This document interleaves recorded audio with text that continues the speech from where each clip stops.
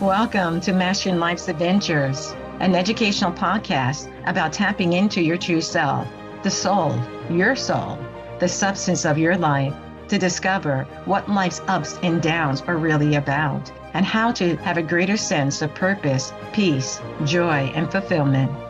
I am Dr. Judith Holder, your host, coach, psychologist, fellow seeker who enjoys diving into the connections between spirituality, psychology, wellness, and your everyday life's adventures. All preparing and polishing you like the facets of a magnificent diamond to be your best self. If you're craving more from your life, you are in the right place. Come, let's journey together and transforming what you know into who you really are. Mastering Life's Adventures begins now. Have you ever noticed how fast your day disappears when your attention is pulled in 10 different directions? You woke up with good intentions, but by evening, you feel scattered, restless, and spiritually flat. You wonder, where did my energy go? What happened to my sense of what I wanted to get done, but none of it got done? Where did it go? Where did my time go? Not just my energy, but also my time.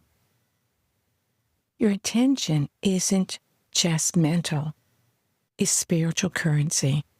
And every moment you spend it unconsciously, you lose a bit of your connection to your inner compass, your soul source, your I am presence, the creator. Today, let's reclaim your focus, and in doing so, reconnect to your soul.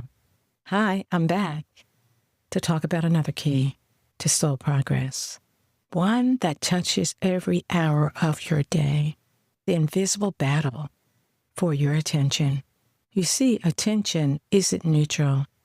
It's either being used by your higher self, your creator, your inner spark, the soul and the essence of your life, or hijacked by the world.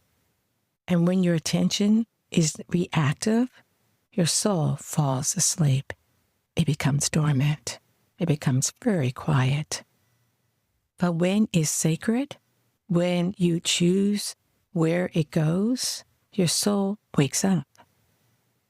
Let's look deeper into how this plays out in your world and other people around you, your friends, your families, but most importantly, how it plays out in your world. I want to talk about attention economy versus soul awareness. We live in a world that profits off of your distractions. Every notification, every you might also like suggestion, each one is designed to fracture your presence, fracture your attention. Let me tell you a story. I know a person, let's call her Mia, once said, I can't hear my own thoughts anymore. She'd been successful at work, but always on 24/7, from dawn until bedtime. Her phone dictated her day. And she would say, I used to journal, pray, even just sit by the window, walk for a few minutes outside in nature. Now I scroll and I feel lost. That's the real cost. The loss of inner guidance, the loss of inner peace. And we don't realize that we're losing ourselves. We're creating greater distractions from our true essence of who we are. When our attention is scattered, our soul whispers get drowned out. So there's a difference I want to talk about between scattered attention and sacred attention. And here's the contrast. Scattered attention, you're checking your phone while eating, multitasking, during a conversation, switching tabs every 30 seconds. Even if you're in church and you have your phone, we can be distracted and get scattered because we're trying to make sure we're paying attention to the sermon, but also looking at our phone, looking at what are the notifications, looking at what are the emails, texts. You might do a lot of these scattered attention getters. You can feel hollow. You're in output mode, not soul mode. So scattered attention really creates this fragmentation in where we're putting our energy. And what we want to think more about is sacred attention. You sit down with your tea, no devices. You write in a journal. You speak with a friend and truly listen. You're fully present. You have a greater sense of feeling anchored, present, receptive. This is where soul wisdom flows. It flows because it's creating that sacred attention, sacred space, sacred ability to tune in to our own inner voice and the whispers that occur with our soul and the sage of our Holy Christ self and Jesus Christ to be able to guide and direct us to promptings of what we need to do. Soul progress requires presence. Without it, you're just reacting to life, not evolving through it. And my preference is for you to evolve, grow, move forward through life's experiences. Well, let's talk about 3 spiritual forces that drain attention and can get in the way of really your soul growth and progress. You've heard these before, but I'm putting in the context of looking at scattered versus sacred attention. So distraction number 1 is just that, a distraction. Any type of distraction. Every time you chase another dopamine hit, you cut off your inner peace because we get so addicted to having things with the whistles and bells that keeps our attention or keeps us laughing or keeps us in the future thinking about, wow, that was a great movie. I really enjoyed it, but you had a whole lot of dopamine hits. Now, am I saying that movies or things that give you a dopamine hit are not helpful? I'm not saying that, but what I am saying is that if you're doing it so frequently that it becomes habitual, then it becomes more of a problem that we have to look at. For example, a student that I once knew had been meditating every morning until she began checking news headlines just for a minute. And that minute grew and her meditation faded. So did her clarity, her focus. And she said, I don't realize how far I had drifted until I stopped and felt empty. We don't realize how far we drift along until we realize, or someone helps us to realize, we've drifted away from our true self. I'll give you an example of that. A few years ago, my sister and I were taking a vacation together at a beach. And we had these rafts, very colorful rafts, enjoyable. We were laying on the rafts, just chatting, enjoying the sun and the birds, the seagulls flying by, and we kept on drifting. Before we knew it, we were far from the beach. We were far, far, far from the shoreline. And we had this person swim out to us. And he said, are you okay? We said, yeah, why? Because you are far away from the shoreline. We just wanted to check to make sure everything was okay. Do you need some help? And we have to realize it's these subtle drops, these subtle movements that moves us further and further away from our shoreline. And that shoreline is the shoreline of your soul, the essence of who you really are. So just remember that the first time we engage in some distractions of scrolling or streaming or binge watching movies, it can develop into a habit that gets us further and further away from the truth of who we really are and the direction that our soul wishes to take us in. Because we're not in listening grace. We're not hearing our inner self. We're getting so overly distracted by the things within our world. The number 2 of the 3 that I want to talk about is comparison. And that comparison evident when we have social scrolling. We're looking at everyone's life and thinking they have the better life. Have you ever thought about the spiritual cost of doing that social scrolling? We can lose sight of our own path because we're so much into someone else's path or several people's path that we're following that gets us further and further and further outside of ourselves. And not being aware that comparison, what's up? Why am I doing that? How is it helpful? How is it not helpful to me? We have to be able to look at things through a spiritual lens when you're walking a spiritual path. And just because everyone else does it doesn't mean it is the right thing for the spiritual aspirant on the path to live a better and fulfilling life.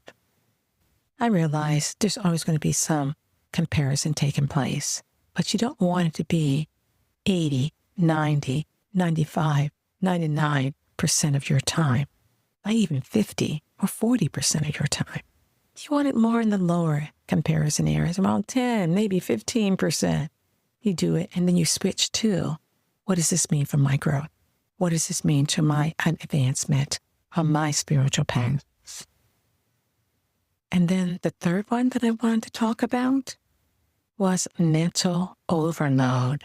I think we've all had this before, and we have to be mindful of this mental overload that can take place. Thinking isn't bad, but overthinking can clog the channels of soul guidance. Overthinking that moves us into anxiety or moves us into fretting or moves us into doubting ourselves. That's the mental overload that we want to be able to quiet down. Try to be able to think about for your own self, why am I so much thinking about this? What's going on here?